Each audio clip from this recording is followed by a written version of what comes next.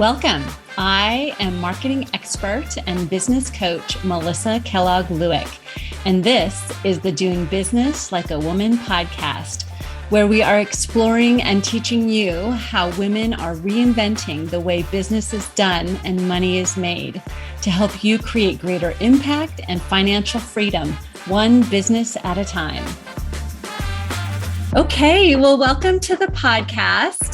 Today we have a very special guest here, and she's coming to us all the way from Germany. So I can't wait to hear all about that. But I'm going to just introduce to you Anne Claessen, and she is with the Podcast Babes. And I'm going to ask her to introduce herself, and then we're just going to dive right into the conversation. We're going to be talking all about her journey as an entrepreneur, as well as about podcasting. And I am a beginning podcaster, so I'm sure she has so much wisdom that I'm going to enjoy, and that everyone, for anyone that's thinking about creating a podcast and what are the best ways to use their podcast, I can't wait to hear Anne's wisdom. So welcome, Anne. Thank you so much for being here. Thank you so much for having me, Melissa. I am so excited to be here and chat about our business journeys, podcasting, all the good stuff. Yeah. So Anne, we're recording on a Friday, and it's Friday at about, quitting time in Anne's world. So I was telling her, I'm so excited to actually be on my end of the Friday, on her end of the Friday. For me, it's Friday morning, but thank you so much for making time for us on your Friday afternoon. And if you could maybe start out by telling us a little bit about your journey as an entrepreneur, as a woman growing a business, and you're located in Germany. And so what is it like being an entrepreneur in your part of the world? So tell us a little bit about you. Yeah, well, my entrepreneurship journey has been very international because I was actually traveling when I started my business. I went to university and I finished everything there in 2018. So I got my degrees, and it was always my dream to become a lawyer. So I went to law school. I actually also went to business school because I was very, very interested in business. So I thought, okay, that might be useful in just doing corporate law. I studied long and hard, and then I realized that I did not want to become a lawyer. I just didn't see myself sitting in an office and doing that kind of work every day. But I was completely lost on what I wanted to do. It was very clear to me that I didn't want to become a lawyer, but what the alternative was, I had no idea. I just saw all these options and I was like, I don't know. So I decided, well, first I just applied for some random jobs, was not excited about any of them. So then I decided, you know what, I'm just going to travel as we millennials do. I love that. So yeah, it's true though. I'm a walking cliche. I know that. Just owning that.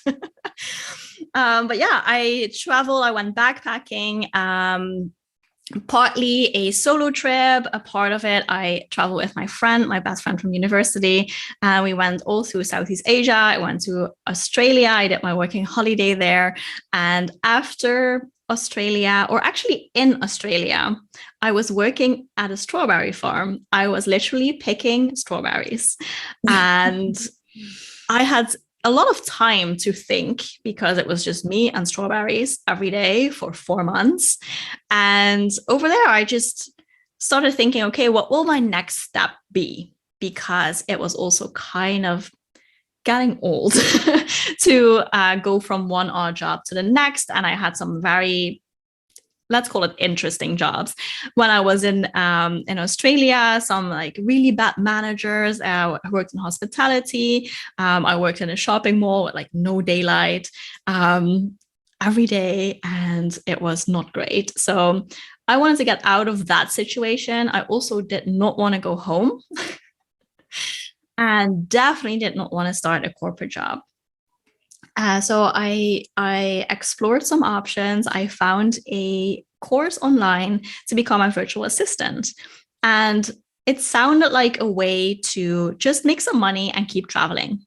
That was basically it. I never expected that to be a career or anything like that. I just wanted to keep traveling. So after I finished my work in Australia, I went back to Southeast Asia because the cost of living is really low over there.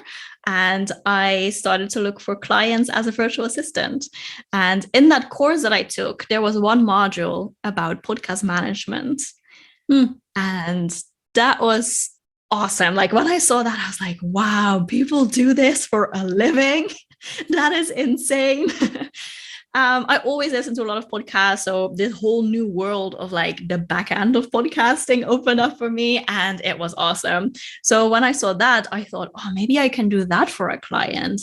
So I marketed myself as just a general virtual assistant, but I was also looking for a podcast manager position or client. And yeah, that's how it started. That's long journey, a start of a long journey. But yeah, that's how it started in 2019 was this. Yeah. Nice. That's amazing. I love it. I really resonate with your story because I thought I was going to be a lawyer too. And I went and I worked, did like a student internship in a law firm, and I absolutely hated it. I was like, I don't want to be here. I don't want to be around these people. I'm not doing Same. It. Yeah. I did 2 internships as well, and I was miserable. Yeah. But I guess where it's different, which I really admire about your journey, is that opportunity to just go and travel and have that international experience. And I don't know if it's my generation or my, geography being here in the US, that didn't even ever occur to me. And I wish it had, because what an amazing experience. And just to get to really allow yourself that time and that space to really come into understanding yourself more and understanding where you wanted to go and what you wanted to do. And just having that freedom to experiment. I love that. It's so cool. And so how has it been since 2019? Tell me how this has all come together. You're working as a virtual assistant and, getting fired up about podcasting. And so tell me what happens next. Oh, it has been a wild journey. It has definitely not been easy. Finding my first client, first of all, that was a whole project on its own. That was not easy for me. Now I see how I could have done that differently. But back then I was just like, I don't have experience. I know I can do this. I know I can do the job. But how on earth am I going to tell these people to hire me? Like, how am I going to do that? So it took quite a while before I found my first client and then my second. And it didn't, like, my business didn't grow fast or anything. Like, I could just pay my bills when I was living in Southeast Asia, which is, like I said, low cost of living, but also not more than that. Like, it was not going that well. Mm-hmm. I was just like, oh, I'll just get a few clients and I'll just earn a normal income, like what I would also earn at home, and it's going to be great. But that is definitely not what happened at all. So yeah, it was quite tough for a while. Also, just finding the next client. And now looking back, I can see that things could have been very different. But what I didn't really market myself at all, honestly. But I definitely didn't build a brand or anything. And my approach was just looking for the next client. Mm-hmm.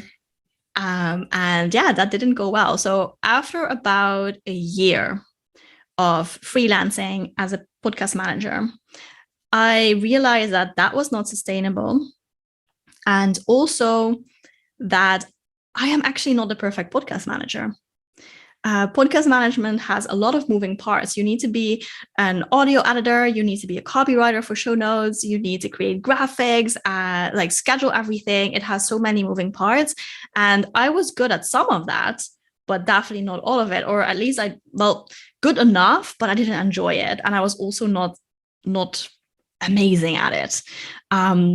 So I wanted to make a big change, and I did eventually. In October 2020, I pivoted my business. I renamed it, relaunched it as the Podcast Babes. So that is when the Podcast Babes was really born. And I made it into an agency model. So that means that I can do what I can do best and other people can do what they can do best. And I think it's a win-win for clients, especially because they get the best of the best for their podcast.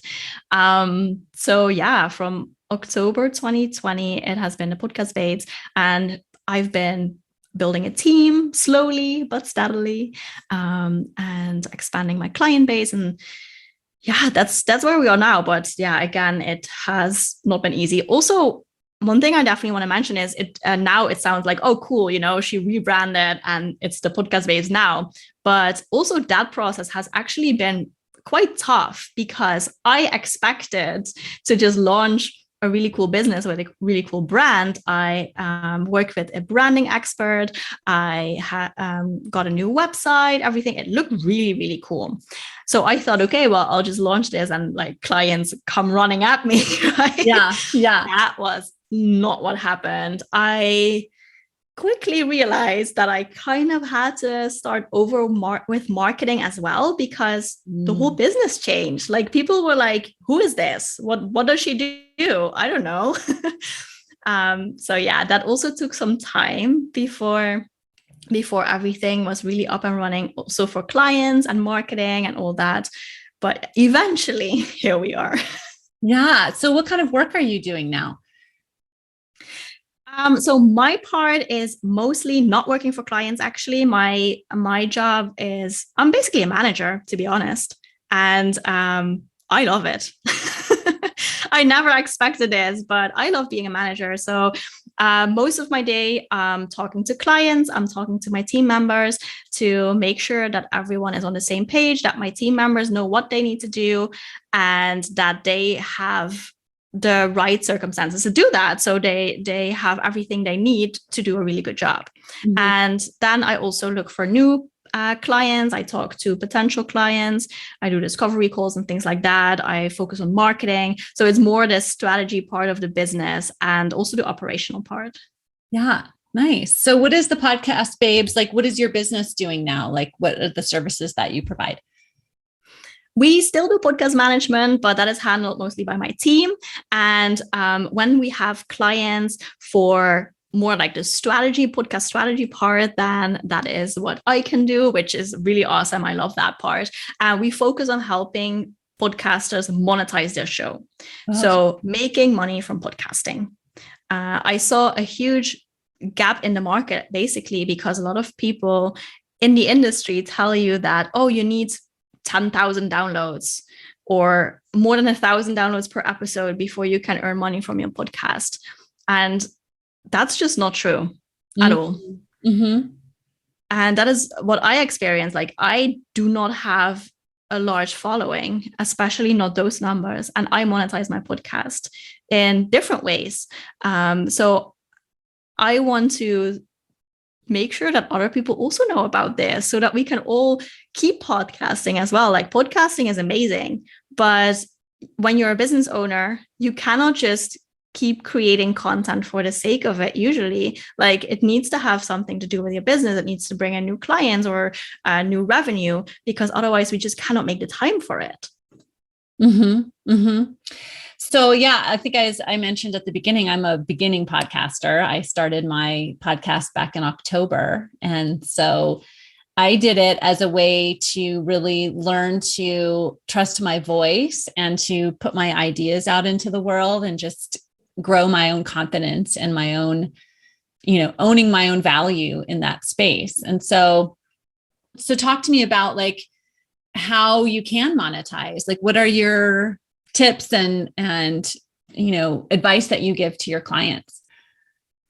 Oh, so much. Well, I think first of all, it's really good to know the different ways to monetize a podcast, because the first thing that comes to mind to many podcasters is sponsorships. The number one question I get is, where can I find a sponsor? Mm-hmm. And that is definitely one way to do it. That's totally fine. But there are so many other ways to monetize your podcast. I think when you're a business owner, especially, getting new clients into your business, that is probably the most profitable way and also probably the easiest way to monetize a podcast. You have this platform that you're building with long form content. You can say whatever you want to anyone who's listening. You can have episodes of 20 minutes, 10 minutes, but also an hour and a half, just whatever you want. I'm not saying that longer is necessarily better, but what I want to say is you have this opportunity to talk to people and explain exactly what you mean. And people hear your voice while you do that. Mm-hmm. And I think that is so powerful about podcasting, is that people can actually hear your voice. And that makes it really easy to build a connection with listeners. So if you, on a podcast, if you tell your listeners about something that you also talk about in your business or something related to your business, people will be like, oh yeah, she's right. And then because of that, they hear your voice, you also build trust. So a relatively easy way to monetize a podcast is that at the end, you can tell people how to work with you. Mm-hmm. It's super easy, but not that many people actually do that because it's sometimes seen as salesy. I disagree with that because I think it's actually, you're actually doing your listeners a disservice by not telling them how they can work with you. Because when I listen to an awesome podcast and I want more of this, like I want to hear more about this topic or from this person, I want to know how I can work with this person.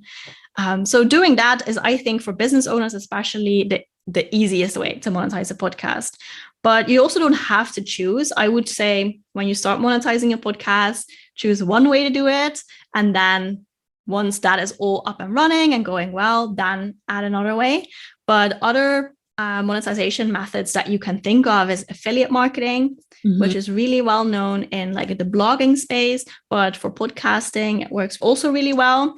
Sponsorships, absolutely. I also had a sponsor for my previous season on a podcast, which has been awesome, to be honest. We have a similar audience and we decided to work together and have a little ad snippet in my podcast episodes, which is awesome. We just share our audiences because they also share my podcast with their audience. So that's just awesome. That's also really, really interesting for mm-hmm. some creators. And like I said, you don't need thousands of downloads for this. Even with a small audience, it can be interesting if your audience is similar to the audience that your sponsor wants to reach.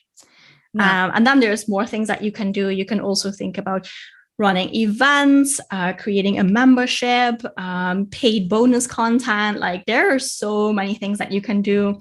You can write a book from the podcast content that you created. Like there is literally so much you can do. But I think these are like the main methods that you can consider. Yeah, that's so interesting. I love it.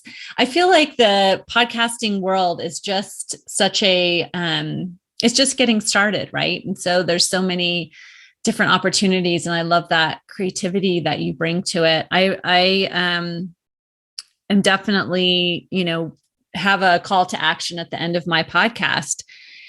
And I agree with you. Like that's so important to always have that call to action and in all the communication that we do. And I talk about this a lot because, I think a lot of times entrepreneurs will assume like, well, I don't want to bother people or I don't want to be salesy or, but if we come into it thinking, well, of course, everyone is going to want to know how to go deeper with this work or learn more about me and my work. And so, of course, we want to offer that call to action. But I mean, it's just very similar with the affiliate relationships and sponsorships. Like, what is some of your advice for finding good aligned, because I think by the same token, we don't want our podcast to like be just one long commercial, right? And want it to really feel aligned and valuable. So what advice do you have around that? Yeah, I think that's very important that you don't just include any ad in your podcast, because then it will, like you said, feel like a commercial, and that's not what we want. So I think the first question you should ask yourself when either you approach a brand for a partnership or they approach you is this going to be interesting for my audience? I think that is always the first question to ask yourself as a podcaster. Also, when people pitch themselves to be a guest on your podcast, first thing, is this interesting for my audience? Because if not, then we don't want these people on the podcast or this brand on the podcast, because it's just not a good match. So I think that's really important. And then second thing to ask yourself is, do my values align with this brand? I think that's also really important. Like, I don't want to recommend my listeners to use a brand that or a product that I don't like or I would not use. Mm-hmm. I think that's just unethical, to be honest, because if you wouldn't spend your money on it, why do you ask other people to do that? I think that's just really weird. Yeah. So I think as a podcaster, it's very important that we see our listeners are as very valuable. Like, these are our people and we want to protect them. We actually want to give them value. Even when we do a brand partnership, that can also provide value. I think that can be a win for everyone involved. So that is the brand, you as a podcaster, but also the audience. Like, I have listened to podcasts who had an ad in their show, and it was really interesting to me. I looked up the product and I was like, oh, that's really interesting. I'm glad I heard that ad. I never knew about this. Mm-hmm. I mean, that's also how it can be. So I think you can definitely be very strategic with this, and just make sure that it aligns with everything you do. You don't want it to be noise, and it doesn't have to be, I think. Yeah. Yeah. And so how do you help your clients like find some of those aligned partnerships? I know that I get inundated with pitches and requests all the time. And so how do you kind of see through all of that noise, and just, do you go and just find people, or do you let them come to you? Or like, what is some of the advice around that as far as creating those relationships? I think both are good. It depends on what you want to focus on as well. So I have the podcast-based podcast, of course, but I also have another podcast. It is called Digital Nomad Stories, and I interview digital nomads to share their stories. And for that podcast, it really started as a passion project. And I wasn't focused on monetizing this podcast at all. But then I got an email from someone like, hey, I love your podcast. Can we talk about a partnership here? Because I would potentially love to be a sponsor. So I was open. I was like, okay, let's just have this conversation and see how it goes. And yeah, it actually ended up becoming my first sponsor. And I think just being open for that, because I also talk to a lot of podcasters who then see this as a scam immediately. Like, why would someone pay me? But this is a thing. Like, this is a thing that happens. Like, for brands, this is good. This is what they want. Yeah. You just got to make sure that it's a win-win for everyone, so that everyone is happy. So the brand gets exposure to your audience, but then also you want something in return, which is usually money. So just make sure that that is also well aligned. But this is a thing that happens. So don't freak out when it does. Just go, like, have the conversation. And if it's not a good fit, then you say, oh, thank you, but I think it's not a good fit. And then if you have a brand in mind that you would love to work with, reach out, make your email personalized. That is like tip number one in any pitching. Make sure that it's not just an email blast that you send to 100 people or more. Like, that just does not work. If you want to pitch someone, if you want something from someone, make sure that they know that you really want this, that you did your research, that and especially tell them what you have to offer to them. Like, it's not about you, it's about them and what you can do for them. So that is what you want to make sure to include in your pitch. So also when you pitch someone to be a guest on their podcast, I also get a lot of pitches from people who want to be a guest on my show. And sometimes it's about how amazing they are. And like, good for you. I'm glad that you accomplished all of this, but it's not really relevant to me. Yeah. Like, thank you for telling me this, but I cannot do anything with that. So you want to make sure that you really say, okay, this is what I can do for you. This is how I can see this partnership going. And also make sure that you build a relationship. So if you get a no from that first pitch, okay, fine, just keep in touch, follow their social media accounts, comment, like engage, make sure that they know you, keep in touch, because like you said, it's a relationship. Mm-hmm. It's a relationship that you want to build, and a no can also turn into a yes later on. Sponsoring podcast is still really new for a lot of brands, and a lot of brands don't know how to approach this, or they have never considered this. But it's more and more brands are doing this. So it's like you said, it's definitely the start of podcasting, and it's growing so fast on so many different levels. So yeah, it's really exciting. But also, yeah, for brands, don't expect them to always have a budget for this or to know exactly how this goes. Yeah, I love that. It's so interesting. And so what are you hearing just from your perspective of being an expert on podcasting? Like, how is the industry growing? What are some of the statistics around what you're seeing? Well, at the moment that we're recording this, there are about 2.5 million podcasts. Wow. Live. But I do want to say it's not 2.5 million podcasts who also release episodes.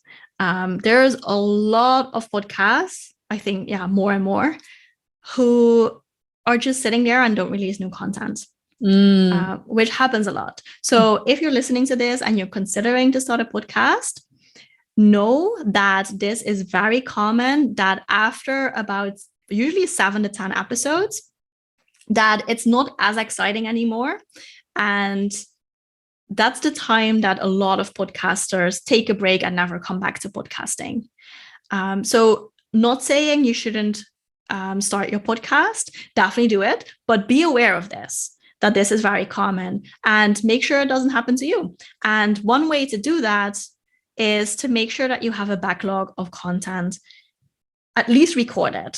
If you have to edit it and stuff like that, okay, but make sure that you have some backlog recorded so that you can relatively easy release content consistently. Consistency is, I think, very important when you want to grow an audience, when the audience is not there yet. Mm-hmm. I'm not saying you cannot podcast without consistently releasing episodes. It's totally possible. And I have seen people who are very successfully doing this, but especially if you want to grow an audience and if you want to build trust with a new audience, that's when you really want to focus on consistency. Yeah, I love that you're bringing that up, because I hear that all the time. Like, people will be like, well, I created a podcast, or I posted on social media for 30 days. Where are my clients? Right. And it's like, you have to make that commitment over the long term and set yourself up for success. Right. Because that's really where we gain that trust and we grow that audience, is by committing to something over the long term. And I see a lot of times people will say, okay, well, I've got to be on social media and TikTok and YouTube and podcasts, and they get all these things going, but they make it so hard for themselves to stay consistent because there's so much going on. And so if you can just choose, if you want a podcast, let's make a commitment to it and set yourself up for success, right? Like, I love what you're saying about consistently showing up. And I would be really curious. I don't know if you know these numbers, or even if they're out there, like how many podcasts are consistently having shows and publishing? Like, what is even the percentage, I wonder? Oh, I'm not sure, but from the top of my head, I would say maybe even like 10 or 20%, like really low, really, really low. I do want to mention that you can also be consistent while also take breaks. So what I mean by that is with the podcast-based podcast, we work in seasons. So I do a season of 22 episodes in 11 weeks. So it's a lot of content in a pretty short time. And then we take a break. And you can take a break as long as you want, but just make sure that you tell your audience when you'll be back and be there. So now, at the moment that we're recording this, we're on a break with the podcast. We just released the last episode of the season this week. So now for the next, 6 weeks or even 8 weeks? No, I think even 8 weeks. We're not releasing content, but that gives me the opportunity to create the content. So now I start recording for the new season. I start reaching out to guests or schedule guests who have reached out to me and record all the solo episodes, get everything going, make sure I plan everything. And like you said, really set myself up for success. And if you're worried about the consistency and you're not sure if it will fit in your schedule to create content every week, I totally understand, but then just make sure that there's an end date for yourself. Like if there's an end date inside and okay, well, I'm just going to do this. You can really plan it as a project. Mm-hmm. Like this is season 5. Okay, done. And then on to the next season. And it's with a set start and end, it just makes it so, I think it makes it so much easier. Yeah, I love that. So I would be interested to hear from you, like what you have found as just a publishing schedule, or let's see, a production schedule that's worked for you. I know some people like to batch and do a whole bunch of episodes at once, and some people are, recording one at a time. Some people are recording a month at a time or whatever. And it's always fascinated me. I've tried all of it. And so I'm always like tweaking my own production schedule. And I've found if I consistently am recording just about every week, that helps me to kind of keep my head in the game and stay consistent. If I take long breaks, then I'm like, well, maybe I'll come back. Maybe I won't. But yeah, what have you found that's worked for you and your clients? Well, first of all, I love that you just tried all the different methods. I think that's so smart because what works for me might not work for you. We're all different and we all like to work differently. So I love batch recording, but I also like to have some flexibility to create episodes about things that just like happen in my life or that I recently learned or a question that I got on social media. So how I do it is I try to plan ahead my guest interviews. So I record them ahead of time, quite long ahead of time, actually, because the thing with guest interviews is you're working with another person and things might happen in their life, like they get busy, they have to reschedule. I don't know, like things happen, and then you cannot release an episode, which is not great. So I really try to work ahead of time with my guest interviews, and then solo episodes, I try to be a little bit more flexible. So usually I have some of them recorded already when the season starts, and some I will just record maybe 2 or 3 weeks in advance. Sometimes even 1 week in advance, but usually 2 or 3 weeks in advance so that we also have enough time for editing, marketing, writing show notes. Like there's a lot of moving parts that come with creating a podcast. So I want to make sure that we have enough time for all of that. Yeah. And that works well for me, but I also made the mistake of not having much of a backlog in the last season that we did. And that just did not work well for me at all. I had a situation where I did not have new content anymore, and I really felt the pressure to create new content. And I don't know, my creativity was just gone. Yeah. I was like, what am I going to do? Like I felt all this pressure and it was just horrible for my creativity. So yeah. New season, I changed that and I really work with a backlog, especially with guest episodes.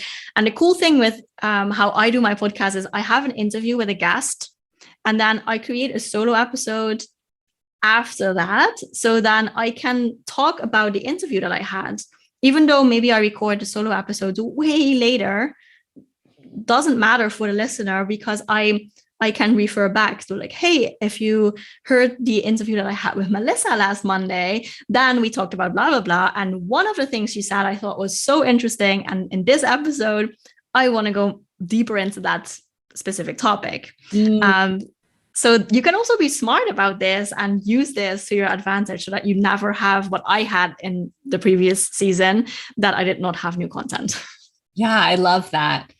And I love that kind of repurposing. And it's such a skill to really train ourselves to think about all the different ways that we can repurpose content. And I love that idea of going deeper with a subject that you have a conversation about in an interview. And one thing that I wanted to ask you about is starting a podcast is, for a lot of us, a big deal. I thought about starting a podcast for 4 years, Anne, and I never did it because it always seemed like so hard and like, oh, I have to have all this equipment and I don't know how to edit. And then, I have to create all these supporting materials. So what advice would you have for those in the audience that have thought about or maybe dreamed about, like me, for the last 4 years, starting a podcast? And how can we do it like super simply and also in a way that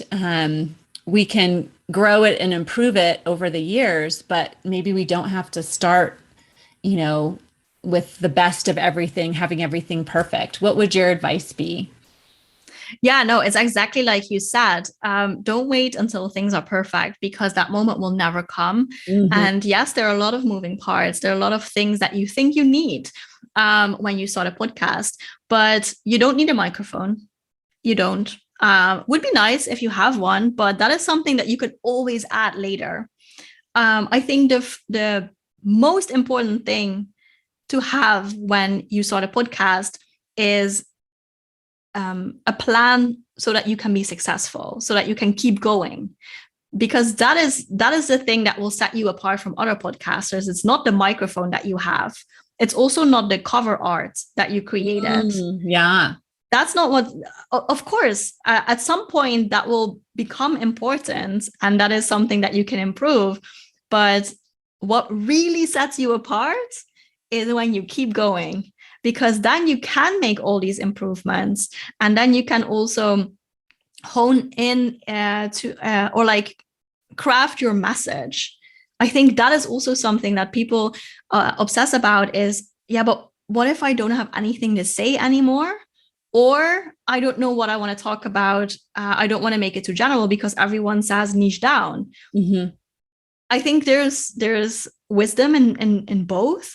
And like starting broad and then niching down, but also in starting narrow, so niche down and then expanding your topics. But the cool thing about podcasting is nothing is set in stone. You can change everything about your podcast, literally everything. So if you pick a format, you can change it. So if you do interviews and all of a sudden you don't want to do interviews anymore, or you don't have time, or it's not resonating with your audience, or I don't know, you can just switch to solo episodes. You can have a mix. Doesn't matter. Like one thing that's really important to remember, it is your podcast and you're the boss. So you can literally do whatever you want. And of course, there are some best practices and there is a ton of tips that I have for you, but in the end, it is your podcast. So I totally understand, like you want to make it a big thing and you want it to be successful, but just by being consistent, that really increases your chances of being successful. Because like I already said, like we talked about earlier, the one thing that many podcasters do is stop producing content. Yeah. That's basically it. But I have to stop you and be like, well, how can I record without a microphone? Like, tell me. Yes, good question. The best way to start recording is just use headphones. If you have these like AirPods, best is actually if it has a wire. You can record on your phone. It can be what is it called? Like a voice message, not a voice message, voice memo or something. Yeah, exactly. It can be just that. Like, it doesn't have to be complicated. If you don't know how to edit, see if you can hire an editor. Mm-hmm. If you don't want to get into all the technical side of things and hosting and things like that, get help. Like get someone to help you set it up so that you can hit the ground running and you don't have to worry about all of that. I think starting a podcast, you have to make an investment, and it's going to be either time or money. Yeah. Just like starting anything, there needs to be some kind of investment, and it's step by step. So you got to start. Probably you won't feel ready. It's going to feel scary. And I also want to share a little bit about my own, like starting my own podcast, because with the podcast-based podcast, I was a podcast manager for a while already. And I thought, okay, so now I need I feel like I need a podcast and I have things to say. So I want to start a podcast, but I obsessed about it so much. Because I was like, this needs to be perfect, of course. Yeah. As we all think, but especially because I was a podcast manager, I was like, I cannot do this without it being perfect. And I actually did buy a microphone, an inexpensive one, because I still was trying to figure out if this is my thing and all that. And I think in my situation, that made sense.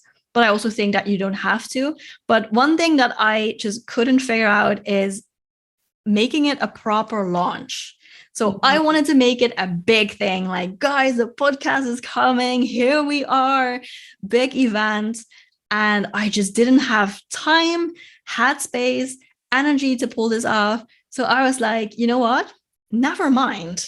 I'll just launch it later. I just felt like if I have to wait until I have time and energy to do this, it's going to take another few months or maybe even a year before I finally get this message out. And I didn't want to wait. So I thought, you know what? There won't be a launch. There will just all of a sudden be a podcast. Yeah. It's not going to be a big thing. But that's also fine because you have, like I said, you're the boss. So I launched my second season with a bang. And so you did that one the way you wanted to. That's fun. That's such a great point because we put so much pressure on ourselves, right? To have the perfect, audio equipment, the perfect cover art, the perfect launch, all these things. But at the end of the day, that's not really what matters. What matters is that we're getting that value and that our ideas out into the world and serving people and helping people, right? And so we can allow it to be messy and imperfect, and it still can serve and help so many people. But like for me, I was like so stuck in perfectionism that I sat on my ideas for 4 years. And, it took like that journey of getting over that in order to actually be able to do it. So. Exactly. Yeah. And you're not alone. Like the number one thing that I hear from podcasters is that they wish they started earlier. Yes, that's such a great point, right? You got to start somewhere because otherwise you cannot improve. You cannot improve something that is not there. Yeah, absolutely. That's a great point. I love that.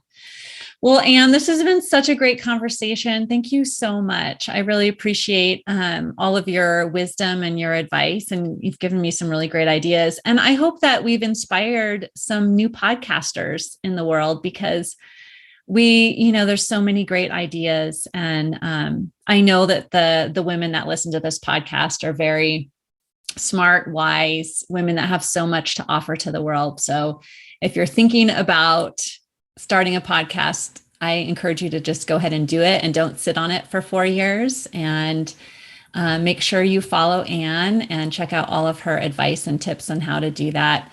So can you tell us where to follow you, where to keep up with you and keep in touch with you? What's the best way to do that? Yeah, I think the best way is to find my podcast. It's on all podcast apps. Wherever you listen to podcasts, you can find it at the Podcast Babes. Or if you don't use an app, you can also go to thepodcastbabes.com/podcast. That's also where you can find all the episodes with show notes and timestamps and more info and all the links. So that might be the best place to listen then. Awesome. Well, we'll make sure and include that in the show notes for this episode so that you have that as well. So thank you so much, Anne. I appreciate your time, and I hope you have a great Friday evening. Thank you so much, Melissa. This was so good talking to you and your audience. Thank you. Bye. If you like this podcast, then you have got to sign up for my free on-demand video training, Grow Your Sales Doing What You Love, where I teach you in depth my simple process that you can implement right away to harness your mindset and your skills to grow your sales to whatever level you want. So go grab that now. The link is in the show notes, and I'll see you next time.